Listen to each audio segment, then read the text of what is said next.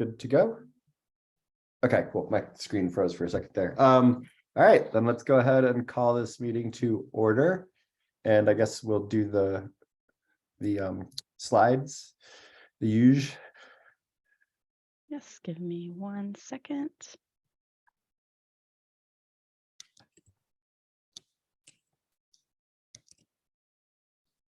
Oops. Are you all able to see my screen? Yes. Okay, there we go. All right, here we go. We are pleased you have joined us to strike a balance between meaningful and transparent engagement and online security. The following rules will be applied for this meeting. The meeting has been called to conduct the business of the City of Boulder. Activities that disrupt, delay, or otherwise interfere with the meeting are prohibited. The time for speaking or asking questions may be limited. No person shall speak except when recognized by the person presiding, and no person shall speak for longer than the time allotted. Each person shall register to speak at the meeting using that person's real name. Any person believed to be using a synonym will not be permitted to speak at the meeting. If someone comes into the meeting with a telephone number or a name associated with a specific device, the host may ask for a full name for allowing the individual to speak. No video will be permitted except for city officials, employees, and invited speakers and presenters. All others will participate by voice only.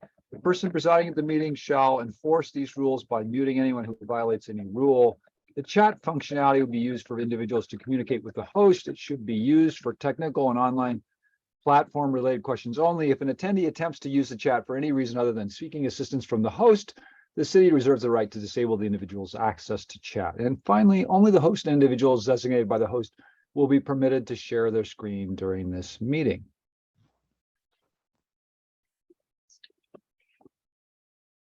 Thanks, Brett.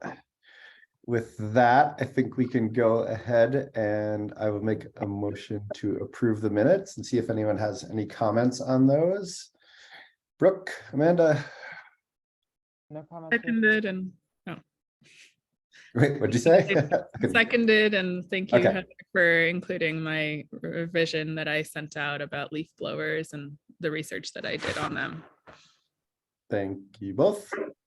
Okay, so public participation. Heather, what do we want to do knowing that Lynn was about to bounce back here? Should we just proceed? And how do you guys want to handle that? Yeah, we actually have 4 people Right. attending Let's tonight, see. so I'll just go down the list. The first one up is Paul. Okay, great. Paul, take it away. You got 3 minutes. Thank you, Mike, and good to see everybody. I see on your agenda that this is the time for your letter to City Council, and I think you're mostly on the right direction. My priorities are slightly different, but I can live with yours. So I work with Empower Our Future, and we had an Empower Hour last night where Ken Regelson presented on heat pumps. It was very enlightening. It made me wish I'd talked to Ken before I installed my heat pump, because he's got some really good points about why ground source is much better for us all as a society than air source heat pumps. It has to do with the demand on the grid. So ground source costs more to install because you got to dig a well. And his figure on that was about $15,000 to dig a well. But the air source heat pump puts so much demand on the grid on a cold night. And if everybody had an air source heat pump and the temperature went down below 0, we would just fry the grid. And so, the alternative is we got to build up the grid for billions of dollars worth of new equipment, or ground source heat pumps can do the same job with a fraction of the electricity. So that was quite enlightening. If you guys want to go to empowerourfuture.org and look at events, you can see the video, and I think you'll find it quite enlightening. So that's that's my rant for tonight. Again, great to see you all. Good job. Talk to you later. Thank you, Paul. That was interesting to hear, and I'm definitely gonna check out that video. Okay, I can't see the participant list anymore, Heather, because of the new format. So if you could just queue up the next person. Sure. Or tell me. Yeah. Next, we have Jenny Devon. Hello, everyone. It's December, and I'm back visiting you again about the gas-powered lawn equipment. I had talked about this before. Amanda, you just made a nod to that, so that's great. I kind of pinged Bob Yates actually about a week before he did post on his newsletter about what's going on with that. So it looks like the city is actually making some movement, which is great. So I wanted to express my happiness about that. I also just wanted to say that I walk through Naropa every day, and the guys I know over there, the landscapers, they are enveloped in horrible fumes, all the time. And I talked to a guy who's not a landscaper, but interacts with those guys a lot. And I just said, so how do you get Naropa to budge? And basically he said, well, write the president.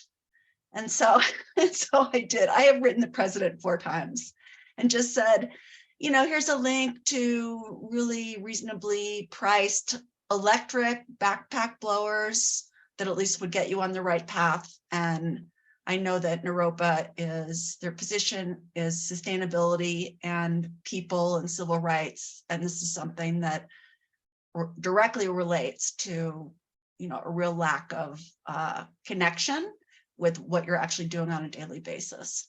So I haven't heard anything from the president, but I did happen to talk to one of the landscapers today as I passed through, and he said, well, they're actually looking at electric powered backpack blowers.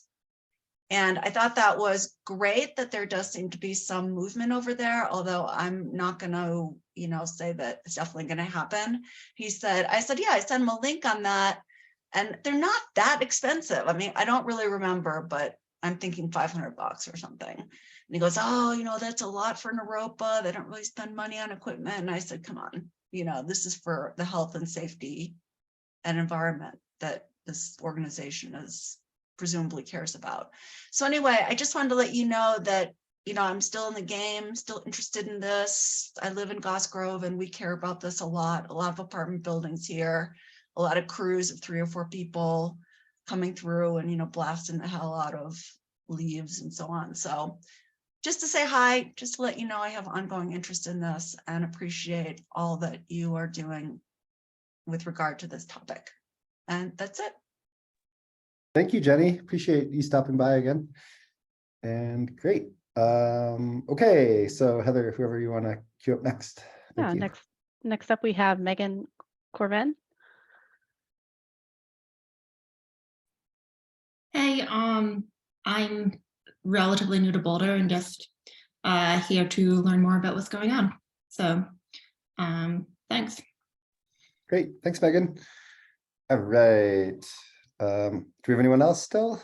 Yes, we do. We have one more, Stephen. I'm sorry, I'm not sure how to pronounce his last name, Haydel or Heidel.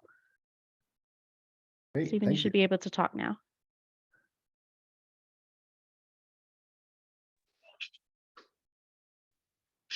Can you all hear me? There we go.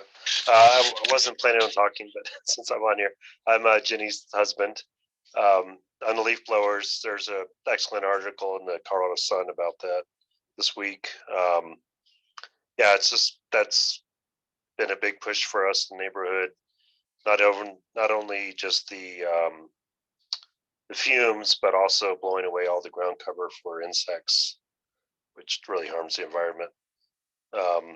Yeah, it's one thing to blow off a sidewalk, but blowing off all the underneath plants and everything, it's just really, really bad. We're a bee pollinator highway in Goss Grove, and doing research and really knowing that the ground cover is just so important for bees and all insects.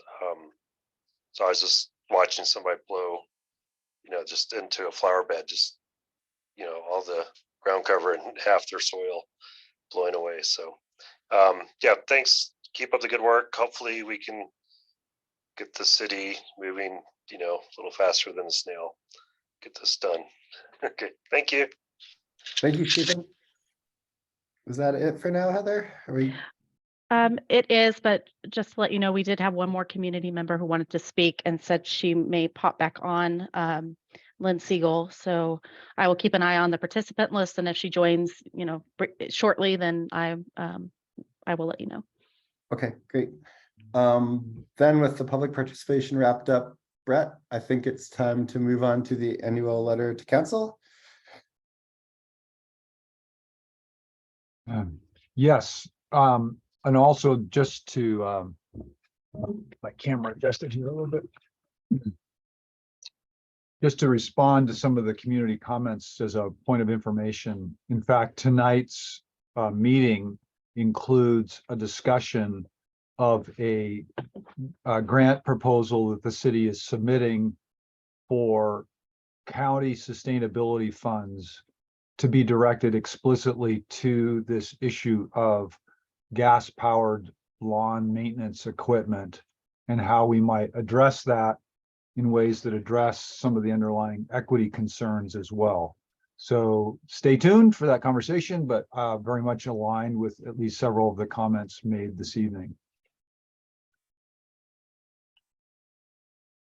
So in terms of the annual letter, in the packet, I want to go there myself.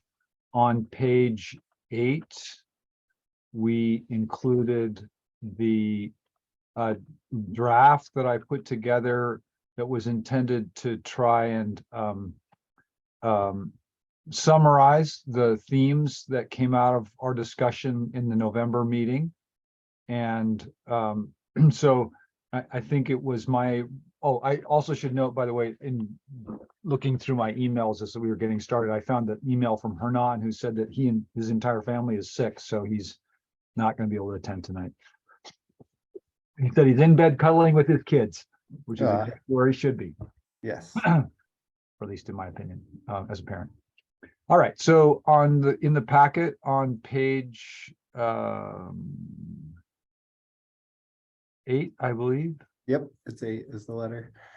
Is the one-page summary of the themes that we captured with Heather's excellent notes from our last discussion.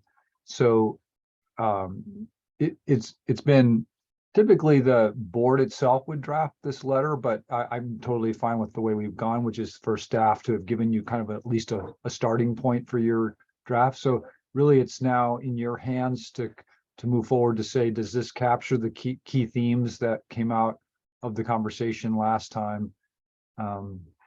And if so, the outcome of this conversation tonight is hopefully to come up with a final version that can be forwarded to council.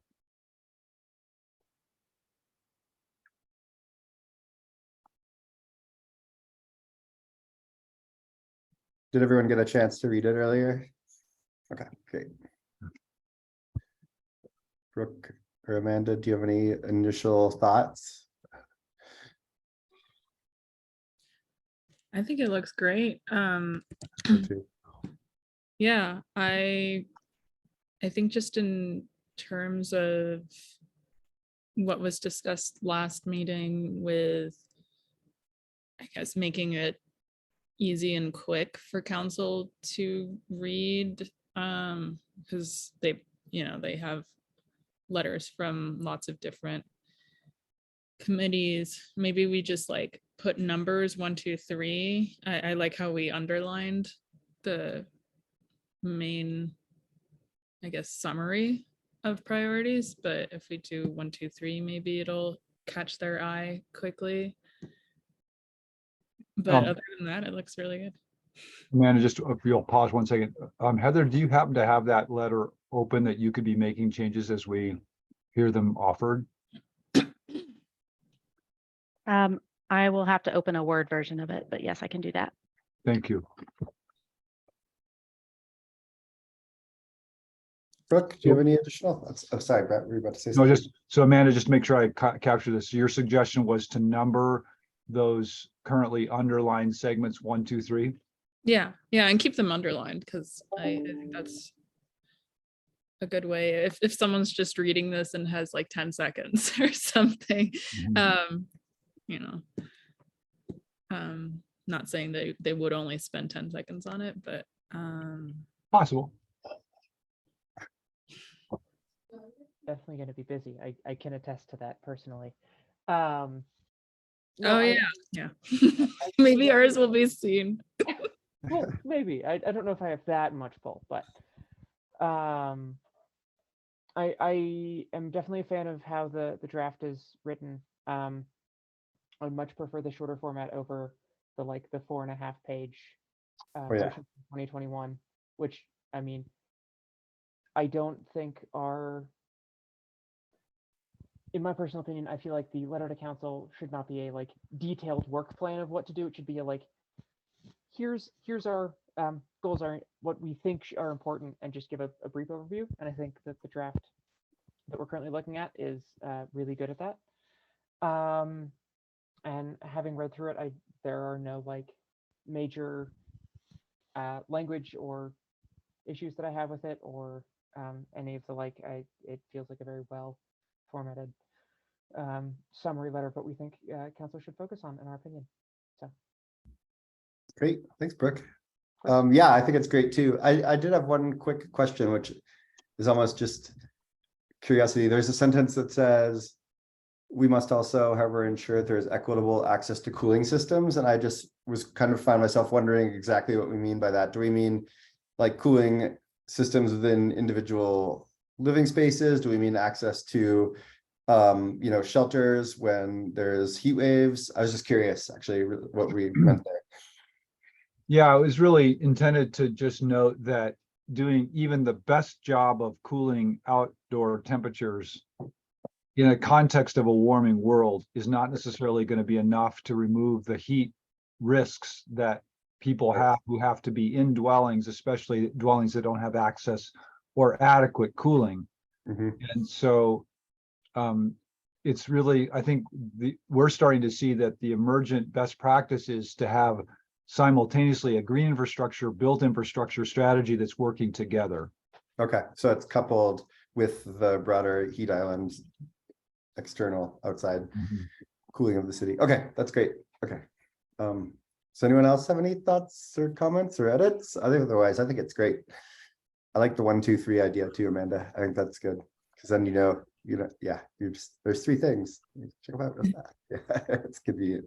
Well, I don't know if I'm scanning something very quickly with my eyes, it goes to bullet points or numbers even. Yeah. Or better. Yeah, totally. I'm like, oh, these are important. It's labeled. Yeah, maybe the second point we could see something a little, just add a couple more words to make it if somebody doesn't read this whole paragraph, they would know what we mean by market-based solutions. For market-based solutions for low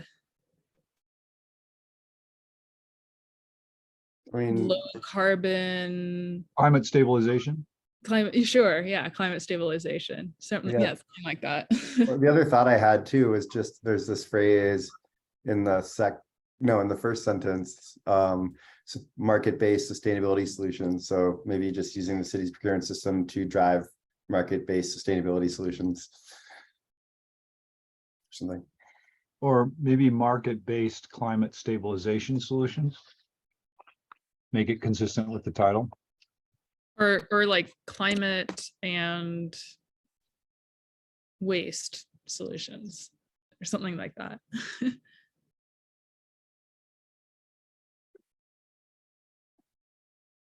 How about market-based sustainability and climate solutions? Sure, yeah. Yeah, there we go. Perfect. I can definitely get behind that language. Okay. Great. So is the second page not part of this? Is it just the one page? It's just a 1 page. Okay. Simple, Do you want- straightforward. Yeah.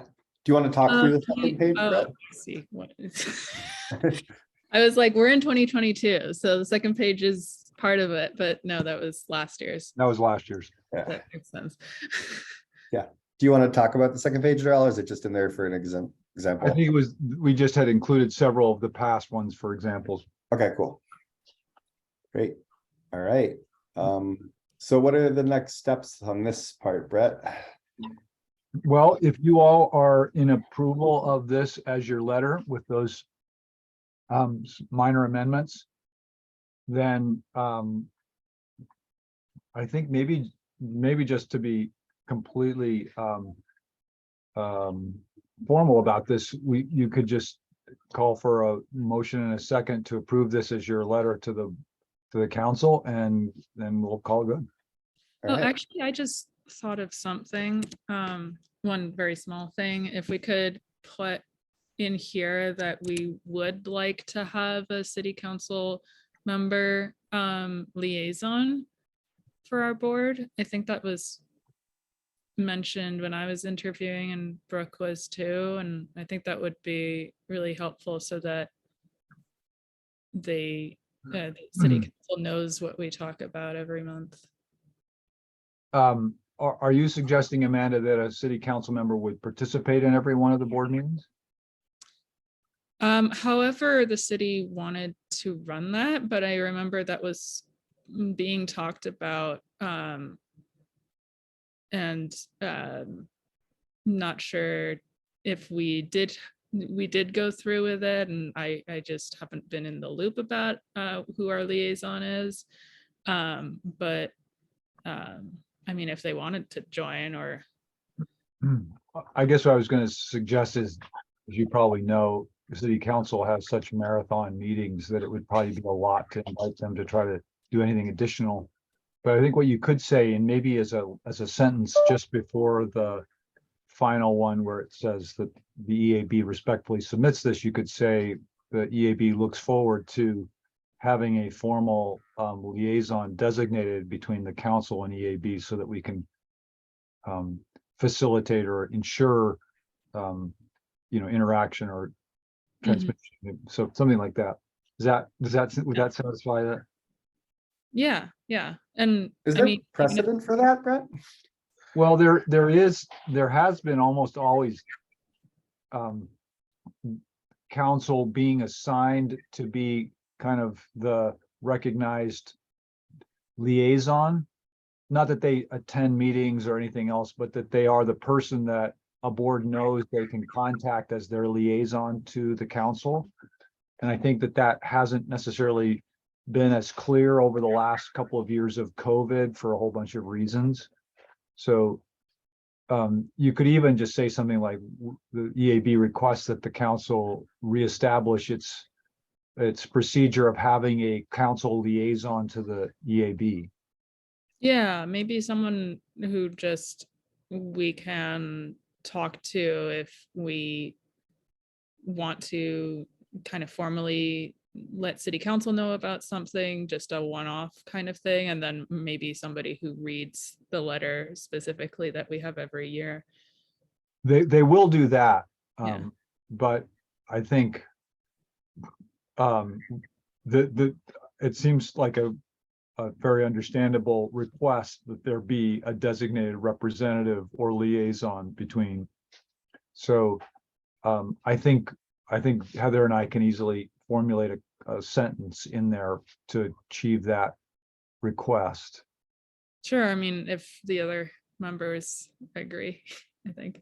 I mean, I definitely remember way back when I was very small, that there was an established practice of, I think city council members had like 2 or 3 other boards that they were the direct liaisons to, whether Yeah. they be official city boards or, the dairy center. Sure, like the Mocha board, whatever, like a bunch of those other like community organization boards. Mhm. So I know that it at least used to happen. I hadn't realized that it had fallen off in practice. I would also like to see that in there if that is something that has fallen out of practice. Mike, how do you feel about that? Good. I really like the idea of how did you phrase your last My last version. version was the one I really liked. The Re- EAB requests that the council reestablish its That's the practice of word. having a designated liaison to citizen advisory boards, in this case, the Environmental Advisory Board. Yep, I like that a lot. Yeah. I guess I'm So- still a little bit, if we have a second, a little bit confused on ideally how that, when it's fully implemented and functioning, how it shakes out exactly, how it works. I guess that's where I'm a little bit lost still, to be honest. I think that's reasonable because I don't think there was ever a formal policy or procedure associated with that practice. In the past, I mean, it's varied many different ways. In the past, we've actually had a period where there were one or two council members that were designated as the liaisons, and then they would make a point to come to at least one meeting during the year and say, hey, I'm your designated liaison. If you have questions or, you know, want to whatever, contact me. And that kind of fell away. Okay. So I think you're understandably uncertain because there's an uncertain practice to there. Okay. But I think that as a staff, I would just say as a recommendation that it's probably an effective thing to call out, and then council would have to decide what the procedure looks like or means for that. But that at the very minimum, you as a board would know, here's our designated representative. So if we have something that we really want to communicate, they would go through them. Just again, to underscore that it is not the practice for council to consult with EAB every month or something. That's not the expectation. There is a formal process that we're involved in where once a year there's this specific connection, but the notion of who would we contact if we were trying to communicate with council and not being clear about that, this would potentially clear that up.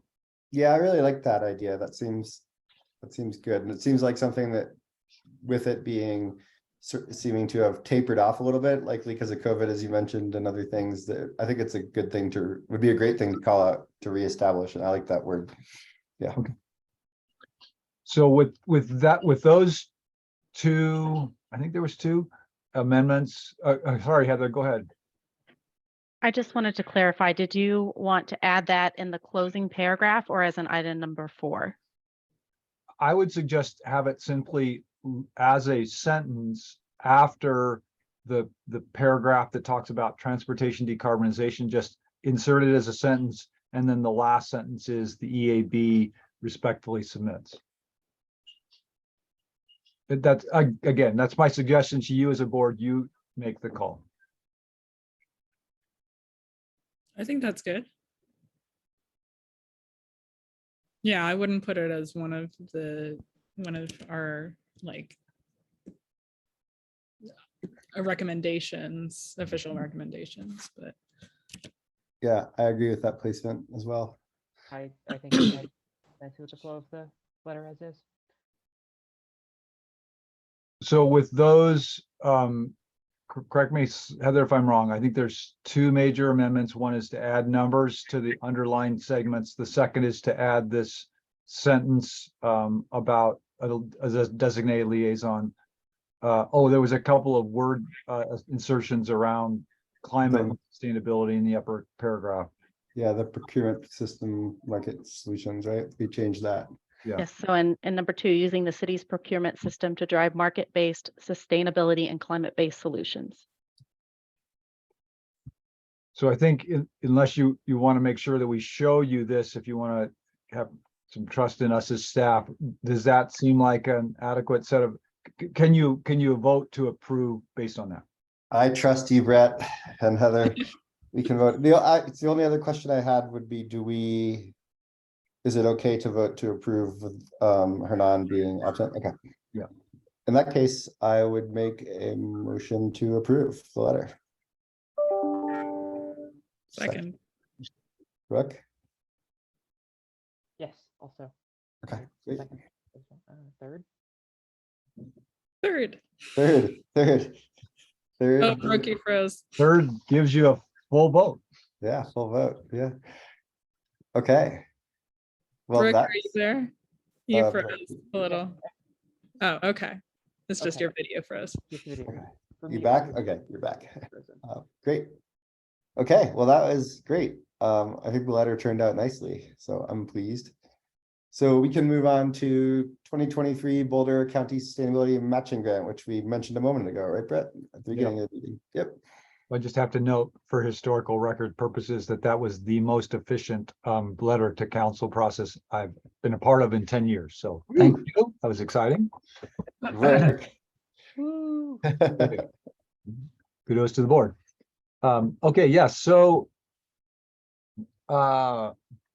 because we have been hearing about this issue from the community for some time,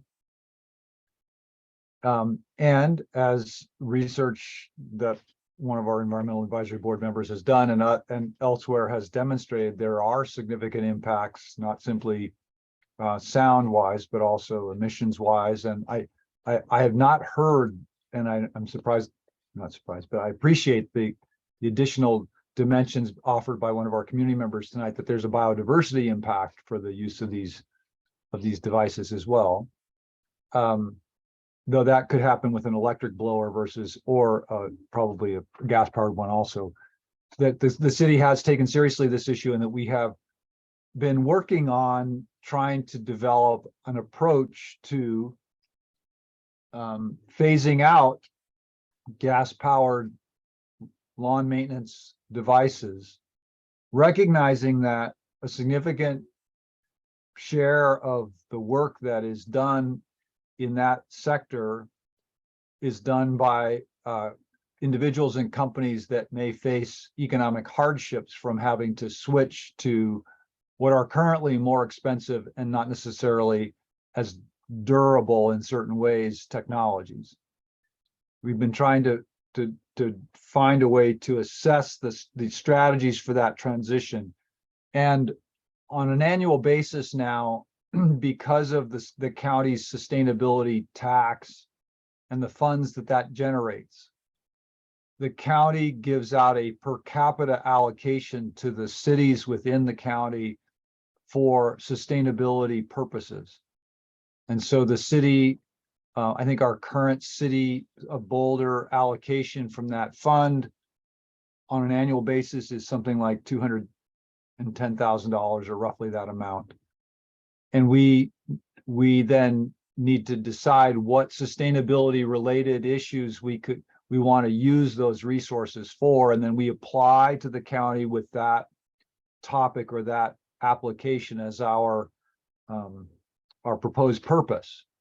And this year we have proposed that those funds be used to support the assessment of options and strategies for supporting the transition off of these gas powered appliances.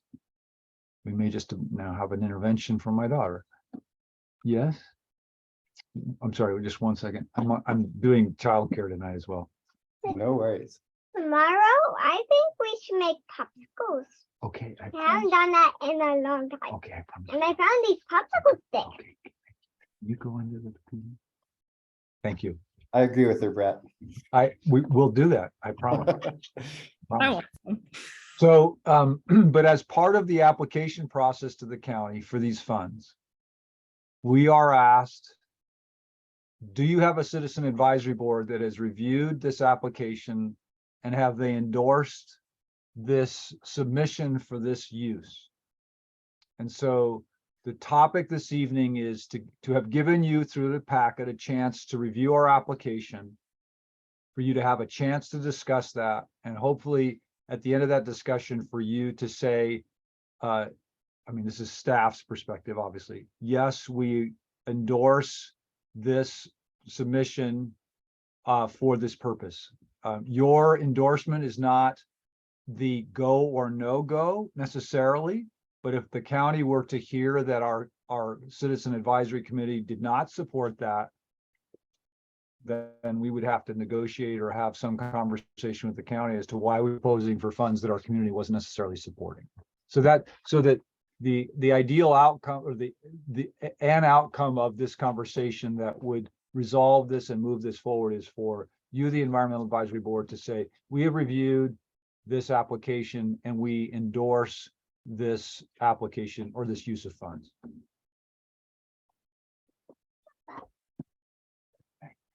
Great. Thank you, Brett.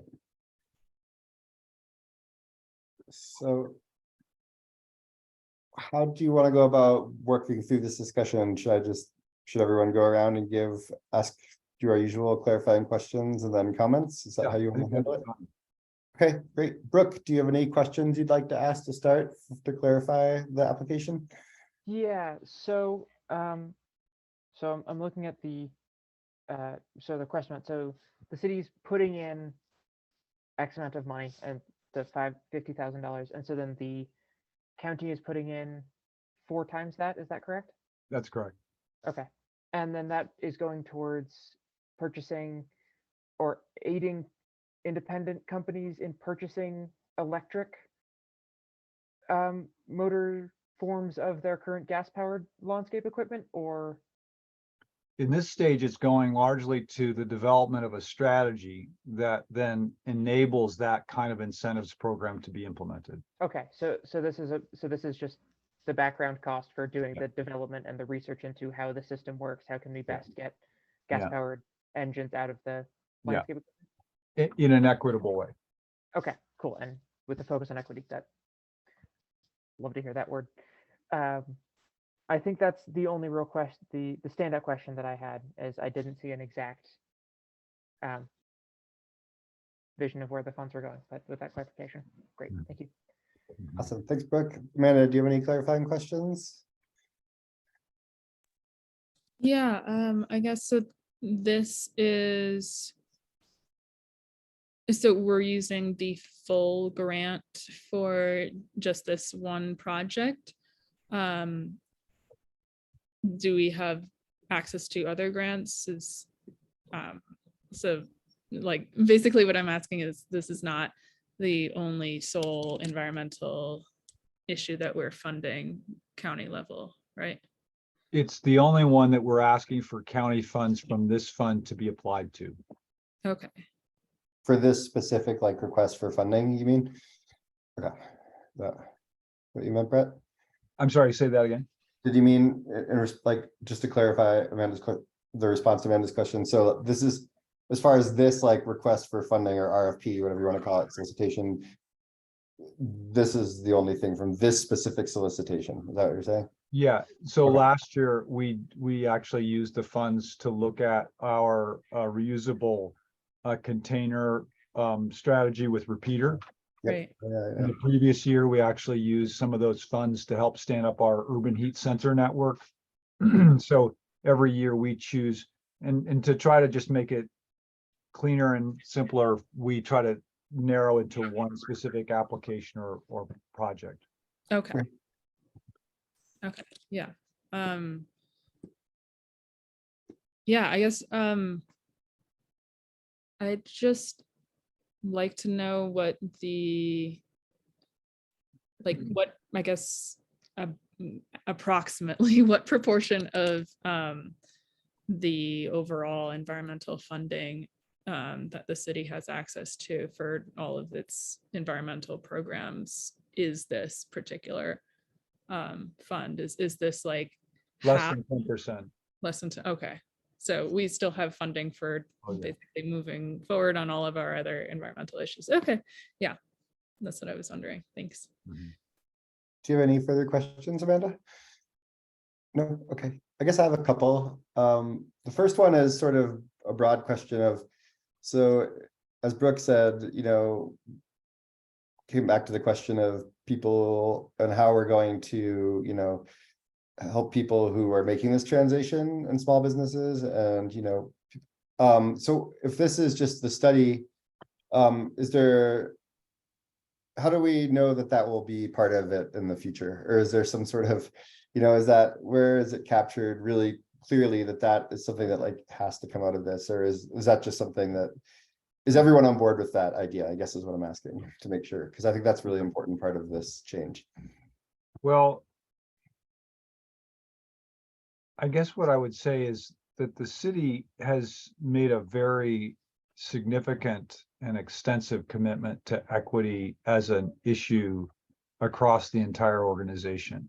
Mhm. So, so we are a part of a national initiative of local jurisdictions working to develop equity practices and frameworks. We have extensive trainings within our organization, and we now have an equity framework that we are encouraged and essentially expected to apply to almost all of our, I would say, all of our programmatic activities across the city.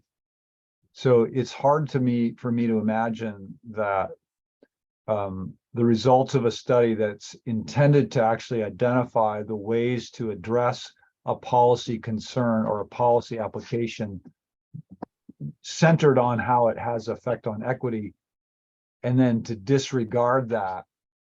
I can't guarantee that wouldn't happen, but I would say it's extremely unlikely. Okay, that's good. I just wanted to make sure that everyone was, yeah, okay. And then I guess the second question I had, or point I would make, is just, or it's more of a question really. There's a mention in here somewhere, and I can't find it right now, but I thought there was a mention of potentially expanding this to forestry equipment. And I'm just curious because I worked on forestry crews in past and on tree departments in towns in high school and in college. Did a lot of chainsawing, and electric chainsaws are pretty terrible. So I'm just curious if that's, because I see it, that could be pretty devastating to some of to that industry. So I just think that's an important consideration. Well, a couple of things. One is the technology keeps advancing. I heard chainsaws, or I heard something going on behind my house, which I knew to be trimming a tree out in the green space that's behind my house. But I also knew that that wasn't electric, that wasn't a gas powered chainsaw, because I've run a lot of chainsaws too in my life. And so I went out, and it was in fact a city crew that was doing some maintenance on some city trees in a greenway. And he was running, I won't say the name because it's a major manufacturer, because I'm not supposed to be promoting anybody, but it was a major manufacturer's electric chainsaw. Okay. And he said, "Oh, I wouldn't run anything else now." Oh, really? A whole bunch of reasons: the sound, the safety, it's like, oh, this is the only way I would ever go. And they're more expensive than, it's, relatively inexpensive, small, machine that's using for trimming. But Yeah. it's absolutely the way that the industry is going because the technology has improved. Okay. That's really good to hear. But let me just make a clarification, because I'm so glad Heather, I was going to ask her if I was right, and I wasn't, which is we've already funded the initial work to try to develop a transition strategy, and the majority of these funds are actually going to be used for incentives to these companies to make the actual transition in equipment. Is that right, Heather? Yeah, so thank you for that correction. Okay, then great. And that's really good to hear that the technology is coming along, because I'm always thinking of like the first electric chainsaw I tried, and I was like, oh Yeah. God. Yeah. Okay, that's awesome. That's great to hear. Thank you for that. Otherwise, I don't have any more questions. Brooke, if we want to circle back to you for any comments or your endorsement of this or not. Yeah, I'd love to hear the clarification that it's going to be going towards the incentives. If it was just going to the study, cool, love it. If now that we're at the stage that we can incentivize that, perfect. I'm glad that we're moving in that direction, and can start working on that. I definitely support this initiative and the request of funds from the county. I think it's going to a good cause, and I think that it will hopefully lead to some good productive outcomes in the coming months to year or whatever. Or I guess Great. 12 months. So Awesome. Thanks, Brooke. Amanda? Yeah, I'd love to echo what Brooke just said. I actually do have a couple of questions after your questions, Mike, that you asked. If I could reopen the questioning session, but yeah, you I think we said that it was going to go to incentives to companies. Are these local companies? Are these national companies? How many of them? Or is that something that we don't know yet? But yeah, which companies are we looking to incentivize? So I don't think we know the full allocation of the incentives because we haven't had them to do yet. Right. But we'd already initiated engagements with landscaping companies previously around helping support a shift to organic turf care and things. And so we've already identified a number of contractors that are predominantly serving BIPOC communities or owned by those communities. And so we're very sensitive and aware that we need to be making sure that these incentives are going to companies that are as much as possible locally based, and also those that are representing constituencies that might otherwise have other challenges. Yeah, awesome, great. Yeah, oh, thanks. Heather sent me some language from the application. Do we have any, maybe just a little bit of an inkling where we might get additional money once this research is done to actually fund the incentives? Do we have any ideas about that? I can't actually comment on that because I haven't been as close to this work.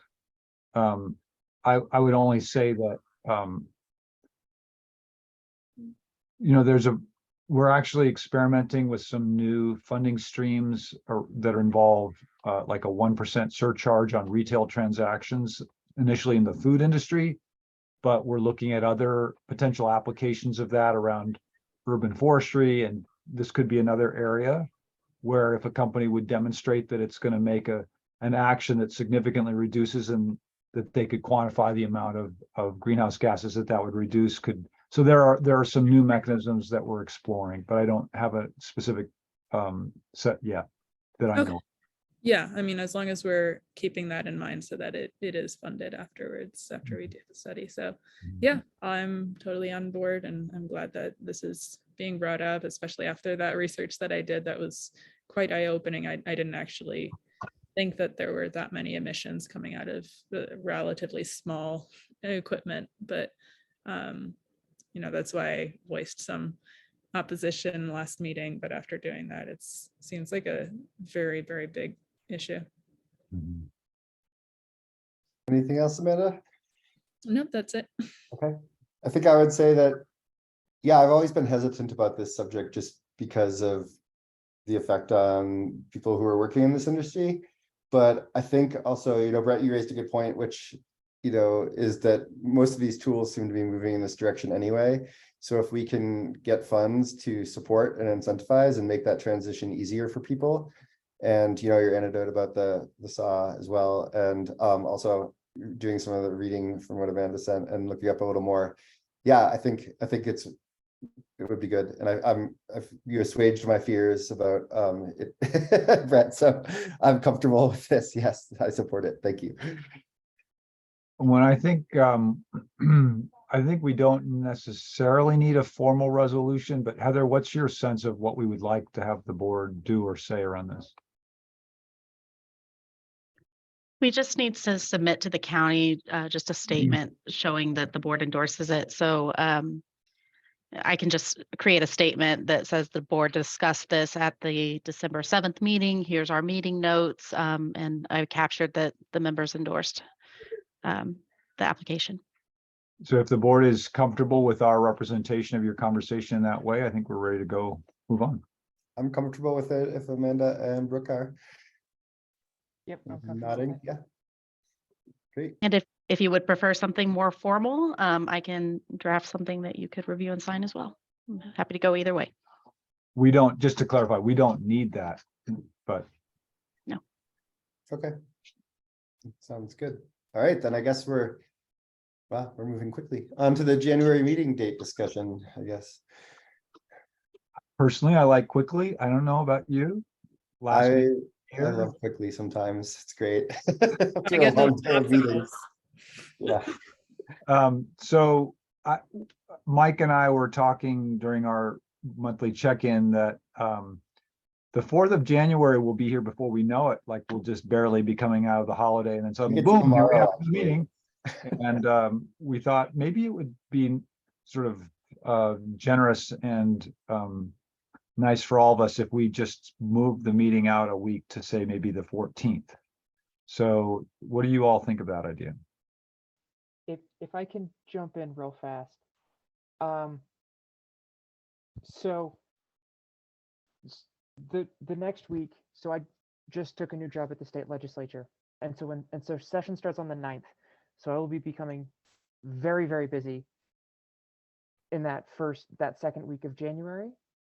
So by February, hopefully there would be enough of a system set up that I would be much less busy at that point.